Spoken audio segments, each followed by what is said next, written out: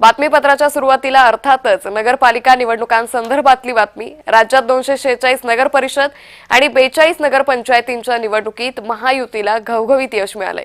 या निवडणुकीत भाजपा सर्वात मोठा पक्ष ठरलाय।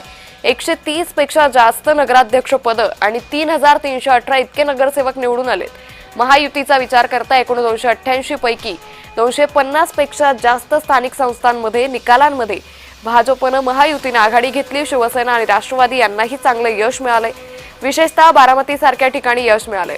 महाविकास आघाडीला मोठा धक्का यामुळे बसलाय। विधानसभा विजयानंतर महायुतीची लोकप्रियता कायम असल्याचं दिसून आलंय। विकास कामं आणि मोदी फडणवीस नेतृत्वाला जनतेने कौल दिलाय।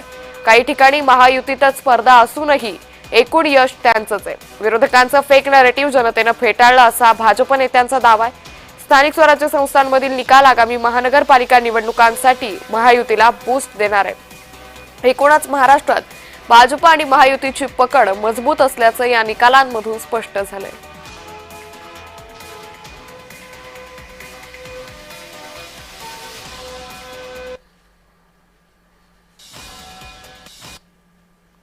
तर राज्यातला निकाल नेमका कसा आहे पाहूयात।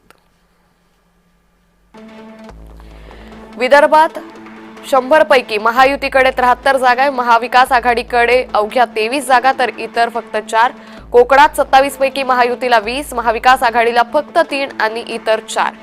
मराठवाड्यात 52 पैकी महायुतीला 73, महाविकास आघाडीकडे 23, इतर 4। पश्चिम महाराष्ट्रात महायुतीकडे 47, महाविकास आघाडीकडे 7 तर इतर 6।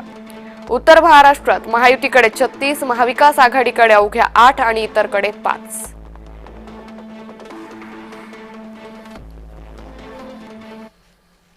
तर एकूण नगर परिषदांमधला निकाल नेमका कसा होता हेही पाहूयात।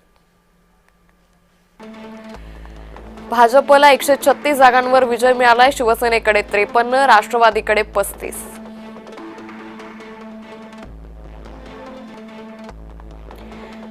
तर महाविकास आघाडीकडे काँग्रेस 31, ठाकरे गट 10 तर पवार गट अवघा 11।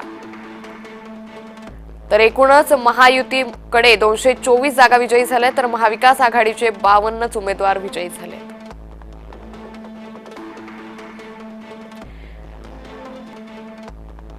तर भाजपचे एकूण नगराध्यक्ष 118, शिवसेनेचे 54, राष्ट्रवादीचे 44 नगराध्यक्ष निवडून आलेत।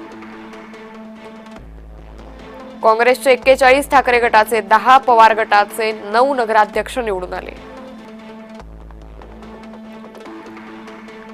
तर एकूण नगराध्यक्ष महायुतीचे 216, महाविकास आघाडीचे 60। एकूण सदस्य भाजपचे 3318, शिवसेनेचे 625, राष्ट्रवादीचे 261, काँग्रेसचे 127, ठाकरे गटाचे 421, पवार गटाचे 151।